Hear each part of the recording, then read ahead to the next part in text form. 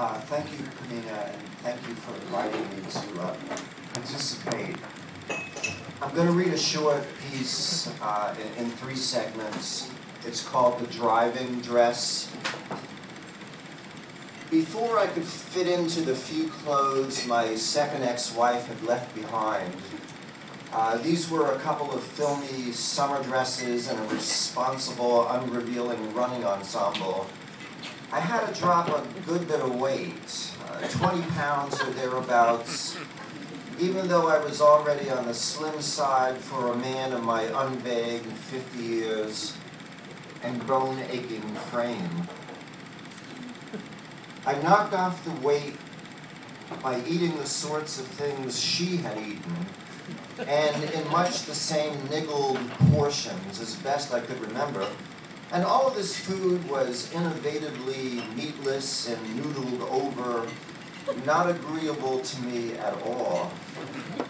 I ate it at room temperature on the kitchen floor, more often than not spooning it out of the marbleized glass bowl of a ceiling lamp I had never returned to its rightful place above me after substituting a meager wadded bulb. My apartment naturally had no tables, no chairs, just a stranded-looking sheetless cot, and beyond it, stack after stack of the folded towels, dish towels, tea towels, hand towels, as much as this ex-wife had bought for the undampened life she had imagined for us.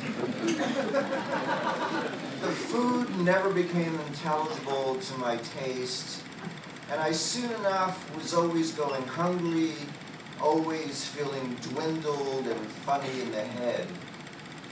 People at work, mostly foes, inquired whether everything was all right, and I always said yes in a swooning way, thinking that they had to be thinking of some bigger picture in which I barely figured, or else were asking only so that I would ask something as payback.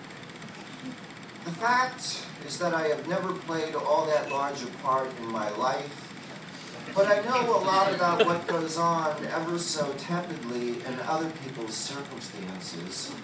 So I was always ready with one question or another, even if it was only, and your name would be? Divorce, I kept forgetting, is not the opposite of marriage. It's the opposite of wedding. What comes after divorce isn't more and more of the divorce.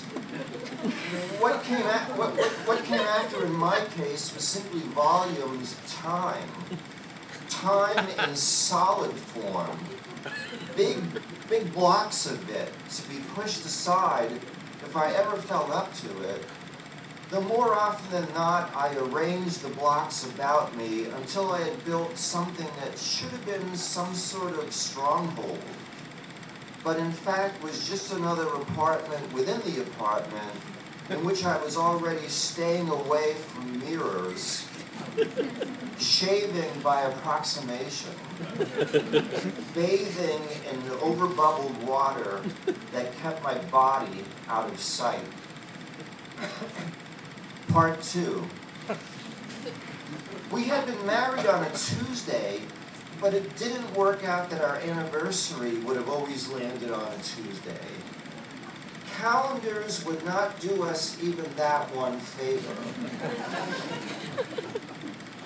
This was in a rinsing rain of early July, and the only music came from a music box the minister had brought out from his glove compartment.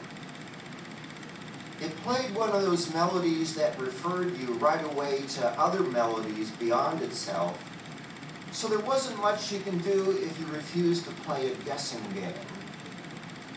The minister tried to draw us out a little and seemed tickled that this wife-to-be was the baby of the family. The one you're from or the one you're beginning, he said. His lifetime must have been a lifetime of radiances written off, and he carried his holy trappings in a tackle box. To this day, I maintain that the ceremony hit hard, but was a lot lonelier than it needed to be. The marriage was a clean enough one in the sense of no missed periods or abortions. Neither of us crammed much of anything at all into the other darling. There had, in fact, already been talk of divorce, but we talked about it the way other people talked about getting a pool.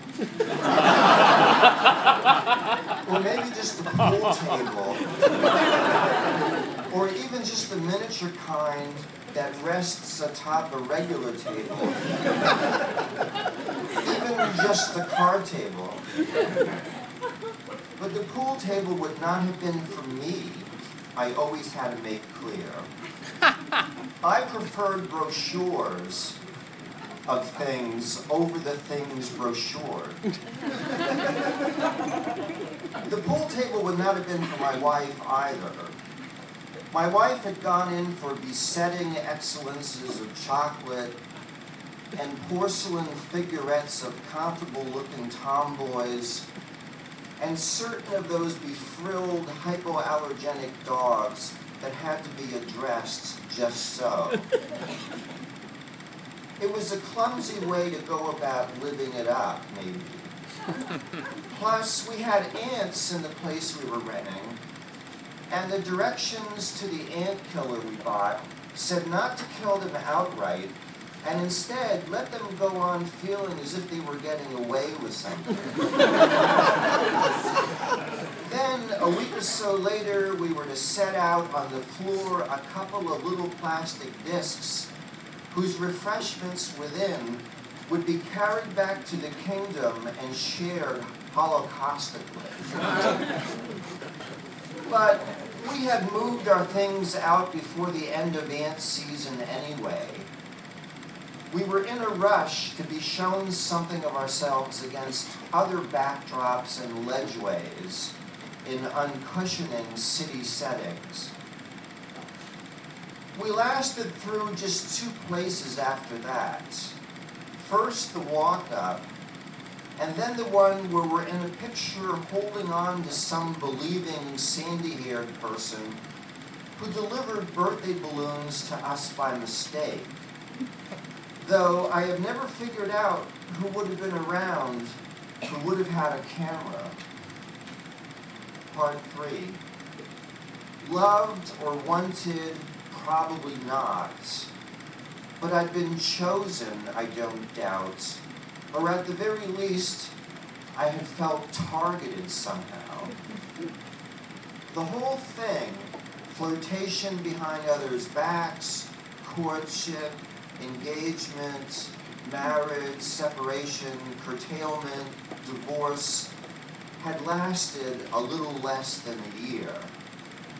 We had wasted no time on accuracy of feeling or any bettering ebulliences in bed. The wedding presents I sent back delayedly and by the cheapest of mail. The givers had been mostly favorites of my ex-wife's, a caution circle of self-bewildering men, and an armful's worth of women who didn't believe in spending any time on themselves. A friendship ring there was, and lots of those stringy, braidy, beadwork friendship bracelets so very burdensome that year.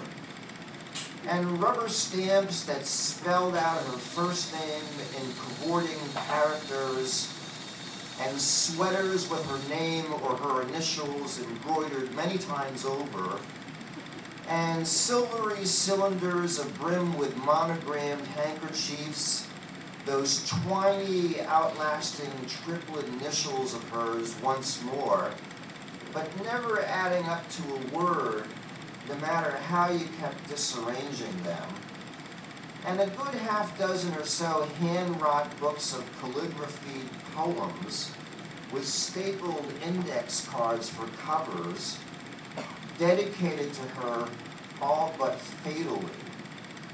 The poems were mostly list poems, and they listed again and again the overlong fingers, the hair that mired itself unfinely on the forearms, the face that reported little of the moods rocking within. With each gift sent back, I wrote a different note on differently deckled notepaper, but always to the effect that there were people bluntly evident to themselves, even in their queerest of dreams. And then there were people like us, who had to keep feeling ourselves out, looking for hints in all we had done, even when all we had done was to discover that others had liked having us around only because our presence deepened their sense of having a place all to themselves. So I kept to the diet, let my body ebb vengefully, and the day came that I could insinuate myself at last into the dresses my ex-wife had thrown on for meals, for company, for evenings of witticism and music she had backlogged up the set. I stuck to the sleeveless thing, the one she had called her driving dress, because she had once worn it while we took a long, trashy cruise through some woodlands beyond the cooling human ensuings of the county. But there wasn't much I could do in it but sit around on the floor of the apartment, though I eventually formed a habit of calling people, relations, affiliates, usually just an aunt on my mother's side, who had lived all of her grown life with a possessive neighbor lady whose notion of herself as an innocent had gone too long unguarded. The aunt would ask how I was holding up, and I always got around to lying. I lied with a scaly understanding that by lying, I was just doing what my ex-wife would have done, because to her, the truth had only always been something waiting to be ousted from the facts, and then shown the door, so that the facts could reassemble themselves more creationally around something else. And the facts in this case were only that I had become a man who one day came forward and fled himself. Thank you.